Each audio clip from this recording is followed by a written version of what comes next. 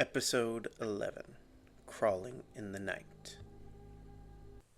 Greetings and welcome, dear listeners. You've once more stepped foot in my dark and sordid little section of the world.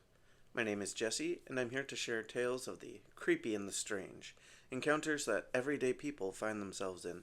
So sit back, put your feet up, and listen.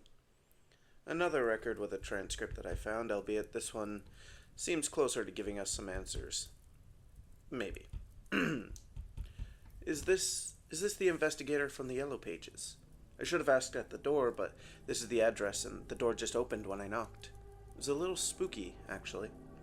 Oh, right, sorry. I'm Tony. I called a few days ago. Yeah, I have a story for you. Should I just start? Okay. A few nights ago, I was drinking with some buddies of mine. We don't normally go out to bars or anything, but Darlene just got a promotion at work, and we all wanted to celebrate with her. So we went to her favorite bar, Roxy Blue, to get hammered. And we did. Darlene, most of all, she was deep in her cups by the time we left. Like, I had a few beers and 5 or 6 shots of mixed alcohol, but she had like 15 shots. To be honest, I didn't even know she could drink like that. I'd have hung out with her a lot more if I'd known. Honestly, I don't know how she made it so long without just absolutely blowing chunks all over everything. We were having a good time. We may have been a bit loud, and eventually we were told to leave by a bouncer who looked like he could bench press my entire body weight. By that point, we were all sloshed, so we weren't really surprised, and we all stumbled out onto the street. None of us had thought about setting up someone as our DD, so we just walked around the streets for a while. Figured we'd find a payphone eventually and just call a cab. And that's what we did. Our group slowly shrunk as people started going home while the rest of us just wandered around the dark streets, laughing loudly and probably just making asses of ourselves. At one point, Darlene called a cab, and the moment it arrived, she upchucked all of those drinks all over the door. I don't envy that driver. A couple of us handed him a few bills as an extra tip, but I still would have been pissed if it was me. By that point, there were only 4 or 5 of us left, and I'm not sure how many actually taxied home. I think some just kind of passed out, and we left them there without really realizing. When I say we were drunk, I mean we were hammered out of our gourds, okay? That's why I thought everything was just some drunk hallucination, some kind of, strange fever dream.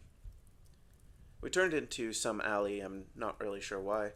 We could see the next street over through it, so we just went for it, though I don't think any of us really knew where we were. I certainly didn't. We stumbled through, kicking some trash on the ground. The city is just full of litter. I remember thinking that the garbage men must just dump it all into this alley. There was so much. When we made it to the other side, we all sat down, a mix of nauseous and tired. None of us knew the area, and there was no payphone in sight, so we figured, in our drunken state, that we'd just spend the night in the alley. It's still summer, warm out, and there was no clouds, so why not? I'm not even sure who suggested it, but we were all suddenly so tired, and it just seemed to make sense. So we grabbed what trash we could and used it as makeshift pillows and blankets. Honestly, looking back, I have no idea what the hell we were thinking. I think we weren't thinking. Anyways, so we all passed out at one point or another, and that was that. I think I was the last one to fall asleep. Until I woke up sometime late into the night. My watch was on my wrist, but I didn't look at it, not really sure why. Something had woken me, and my mind was telling me that I needed to find it, whatever it was. I remembered we were in an alley, though my memory was a little hazy, so I wondered if it was maybe like a stray cat or someone walking by one of the streets that bordered us. We probably just looked like the homeless that dot the streets everywhere. Or just me, as when I looked around, I was alone, covered in my own little trash pile. I frowned, more confused than anything else, and slowly stood, the random cups and newspapers falling off of me. There was no trace of the other garbage piles where my friends should have been, and it took me a moment to realize that the other wall that should have been there in the alley was just gone. It was still dark, still black as if the wall was there, but there was no windows, no ledges or fire escape stairs. Again, my mind was fuzzy, but I know there had to have at least been fire escapes. It's building code law. In my admittedly still drunken state, I reached a hand out, intending to prove to myself that yes, the wall was still there. I took a step closer, one more, and one last one. And then I touched it. Where that wall should have been, it was soft. Furry almost, like a cat. No, that's not quite right. It was softer than that. began to pulse under my touch rhythmically like it was breathing. I should have been more scared or at least have pulled my hand away or something, but I didn't. I don't know if it was because I was drunk or because of how soft it felt or some combination of the two, but I began to pet it. I know how this all sounds, okay? Trust me, I know. But I swear that it purred under my touch. I wasn't sure what this massive beast was. Here I was petting it like it was a house cat. I didn't even know what else to do, so eventually I stopped and turned to where the street should have been to try to get my bearings. I felt like I was starting to sober up a little. It was gone. There was no street, just more of that soft, inviting black, the curtain of night that seemed to just surround me on all sides. It was comforting, somehow. And then I heard the crunching. It was loud yet quiet, kind of like someone was doing something loud but trying to muffle the sound at the same time, you know?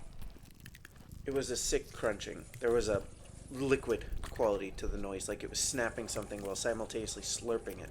All the comfort fled my body at once as I ripped around trying to find the source. The sound echoed around me, but it was absorbed by the living, breathing darkness that slithered around me, cutting off the outside world.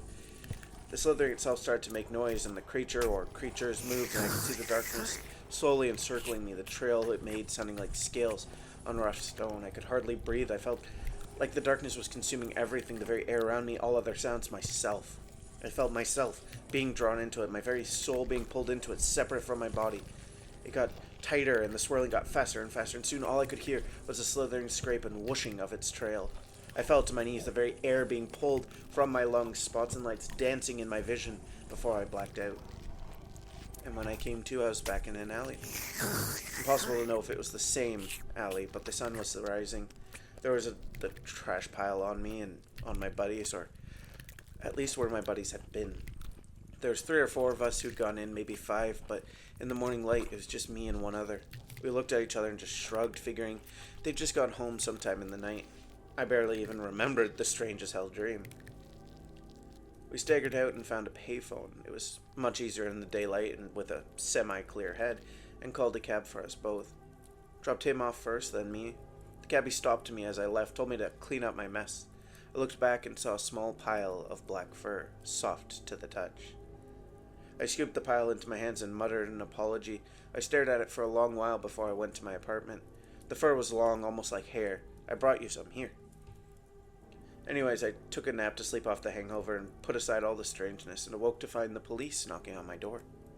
I answered a little panicked. I didn't remember a large portion of the night being way more drunk than I normally was. But they showed me a picture of one of my buddies, said his wife had called in with the missing persons. I told them that we'd been out drinking all night, but the last place I recalled seeing him was around an alley. I gave them the rough area since the cabbie had told us where we'd ended up. They thanked me and left. That night, 2 more came a knocking, another photo of another one of us. Told them the same thing as that morning, and they mentioned the officers calling in the location but never arriving. They left, and I decided to stay in that night. The strangeness of everything was getting to me, and for once, I did not feel like bar hopping.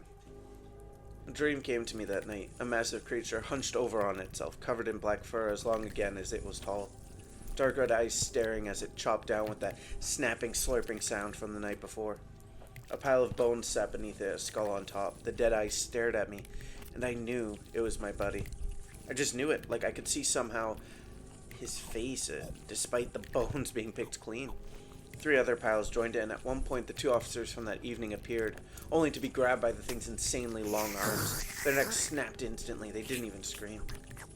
I awoke in a sweat, tried to convince myself it was a dream and that I'd just been so drunk that it carried over the next night. I turned to the TV, to the news. There was breaking news. 4 Toronto officers missing. Police have no leads. I only read the headline before I turned it off. A clip of the alley was playing, closed off with that yellow crime scene tape. I didn't need to hear the details. I knew somehow that the thing pretending to be a wall had gotten them. I'm sure there were others there too. They all appeared in my dream.